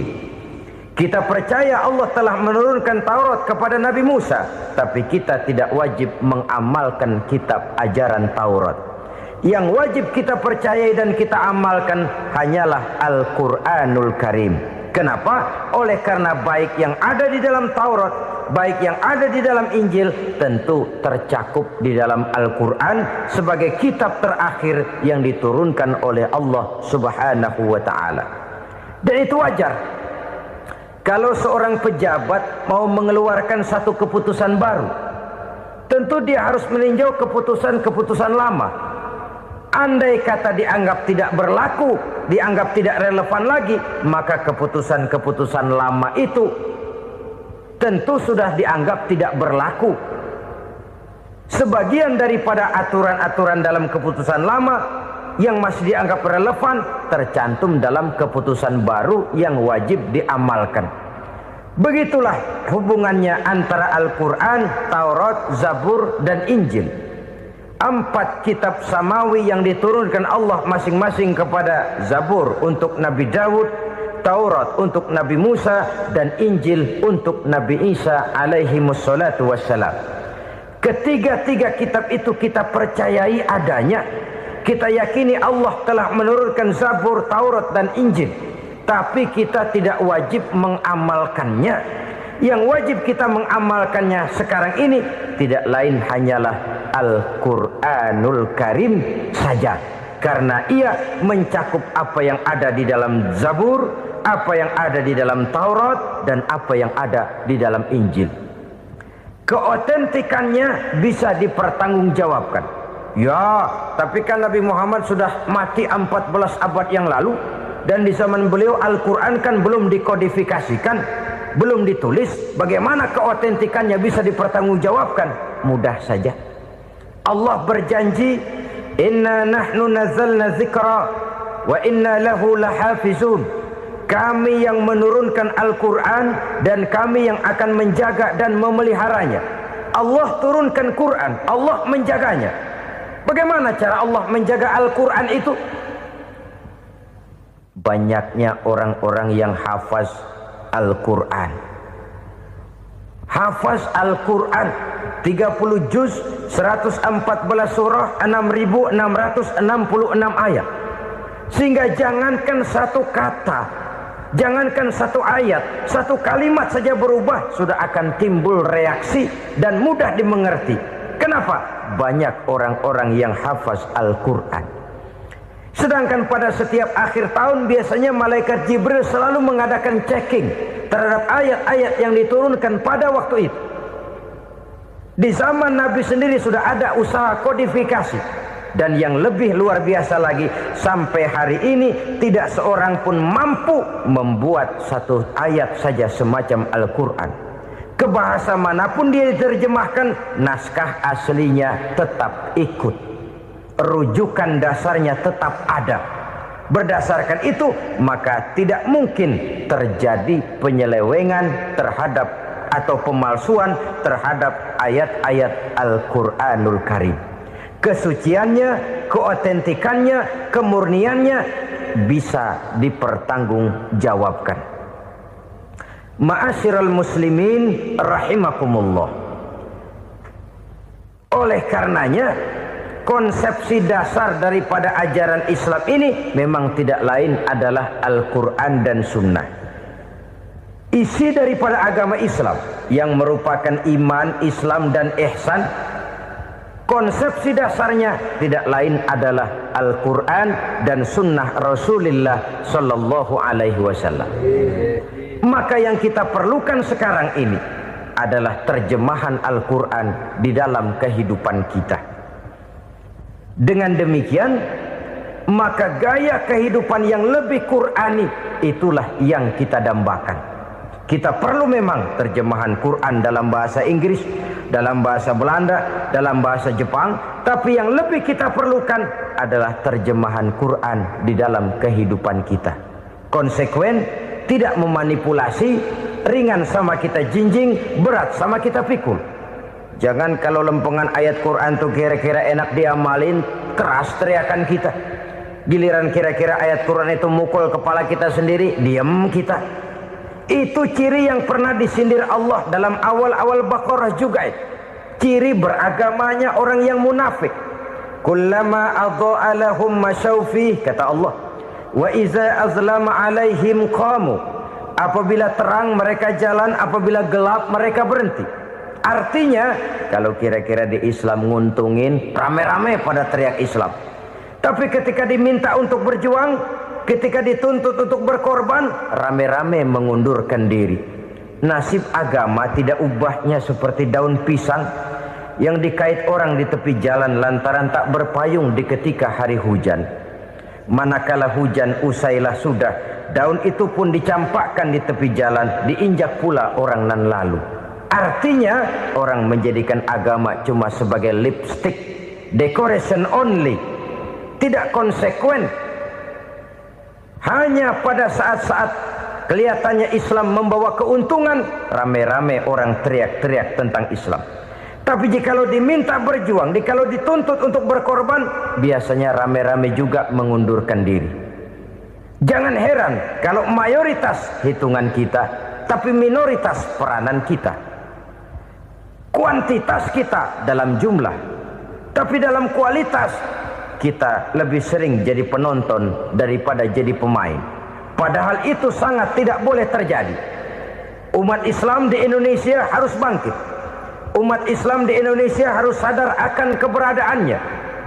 Tidak boleh hanya jadi penonton berpangku tangan, karena memang agama kita juga mengajarkan untuk konsekuen di dalam menjabarkan ajaran-ajaran daripada agama kita. Kita sering jatuh menjadi umat yang lemah oleh karena kita ini tidak pandai menggalang kebersamaan yang diakibatkan tidak konsekuennya kita. Diistilahkan bahwa umat Islam di dalam menggalang kebersamaannya itu harus seperti orang main sepak bola. Saudara-saudara kan tahu orang main sepak bola itu. Orang main sepak bola, kalau pertandingan belum dimulai sih silakan saja kumpul di luar lapangan, atur strategi yang baik. Tapi kalau pertandingan sudah dimulai, turun ke lapangan hijau, jangan kumpul terus. Ada sepak bola gotong royong, mundur-mundur rame-rame, depan ke depan kumpul melulu mainnya. Kalah. Orang main sepak bola itu ya harus ada penyerang tengah, harus ada penjaga gawang, harus ada strikernya, harus ada kiri luarnya, kanan dalamnya yang jadi backnya. Posisi boleh bermacam-macam, tapi yang penting saling ngoper untuk menggolkan gawang lawan. Begitulah umat Islam ini. Boleh ada yang jadi pejabat, boleh ada yang jadi pengusaha, boleh ada yang jadi petani, silakan ada yang jadi seniman, ada yang jadi penyair, ada yang jadi artis sekalipun. Tapi kalau sudah berhasil menguasai bola, jangan lupa operannya. Operan itu yang langka. Kita ini muslim kadang-kadang kalau sudah memegang menguasai bola, kalau belum mau mampus, belum mau ngoper. Nanti kalau sudah nggak punya bola, baru mau ngoper. Kalau sudah dengar-dengar mau dekat pensiun, baru mau jihad, baru mau berjuang, baru mau ngurus pesantren. Tanda tangan sudah tidak laku, memo sudah tidak dihargai, baru mau berjuang. Kemarin kemana mas? Kita tidak pandai memanfaatkan posisi. Dengan kata lain, kalau kembali kepada persoalan kita, konsekuensi kita terhadap agama yang kita anut ini belum ideal. Kita masih lebih sering berislam ini pada saat-saat yang menurut perhitungan kita membawa keuntungan. Tapi kalau diminta berjuang, dituntut berkorban, yang itu pun hakikatnya adalah untuk kepentingan kita juga. Allah tidak pernah menuntut kita untuk jihad bagi kepentingan Allah, itu tidak. Berjuang menegakkan agama Allah, apakah untuk kepentingan Allah? Tidak. Untuk kepentingan kita. Sebab nilai-nilai jihad itu pada akhirnya akan membawa kita kepada suatu kebahagiaan. Setidaknya kalau tidak di dunia, tentu di akhirat sebagai syahid. Oleh karena itu, pada bagian akhir ini saya ingin mengajak, marilah kita konsekuen. Sekali kita berkitabkan Al-Quranul Karim, mari dia kita jadikan pedoman. Jangan cuma kita jadikan sebagai penghias dinding, pelengkap rumah, bahwa di rumah kita ada Al-Quran, tapi yang baca kecoa. Habis pada bolong tuh Quran. Yang penting kan punya Quran. Ditaruh di pintu rumah. Biar apa? Biar kuntilanak kagak masuk katanya. Ya apa itu nasib Quran, cuma kerjanya jaga pintu, ngusir kuntilanak, ngusir memedi. Bagaimana kita hidup menurut tuntunan Al-Quran? Kadang-kadang tidak pernah menjadi masalah bagi kita. Maka bagaimanakah Al-Quran akan mungkin membawa keberkahan dalam hidup kalau ajarannya kita injak-injak dalam keseharian kita? Mewujudkan gaya hidup yang lebih Qurani, itulah yang akan kita rintis di dalam kehidupan kita. Bertahap, step by step, menurut kemampuan yang ada pada kita. Jika jalan ini tidak bisa kita selesaikan, percayalah akan ada generasi penerus yang akan melanjutkan usaha dan cita-cita mulia itu. Jadi percaya kepada Taurat, percaya kepada Injil, sekedar percaya Allah dahulunya sudah menurunkan itu, tapi kita tidak wajib mengamalkannya. Kenapa? Generasi Injil masa berlakunya sudah kedaluarsa. Taurat masa berlakunya sudah kedaluarsa. Injil pernah berlaku untuk orang Nasrani di zaman Nabi Isa. Taurat pernah berlaku untuk orang Yahudi di zaman Nabi Musa. Setelah generasinya berlalu, datang Rasul penutup yang membawa Al-Quranul Karim, maka Al-Quran itulah yang berlaku menjadi pedoman sampai hari akhir nanti. Jangan jauh dari Al-Quran, karena apabila ini kita lakukan, maka kita akan kembali kepada satu gaya hidup yang jauh dari tuntunan agama, dan itu artinya kita akan semakin jauh untuk meraih kemenangan. Saudara-saudara kaum muslimin rahimakumullah. Yang keenam, yang terakhir, orang-orang bertakwa yang akan meraih kemenangan itu wabil akhirati hum yuqinun. Mereka percaya, mereka yakin seyakin-yakinnya akan adanya hari akhir, di mana seseorang akan mempertanggungjawabkan seluruh perbuatannya di dalam hidup ini, dan tidak ada satu perbuatan yang bagaimana kecilnya sekalipun yang tersembunyi dalam pandangan manusia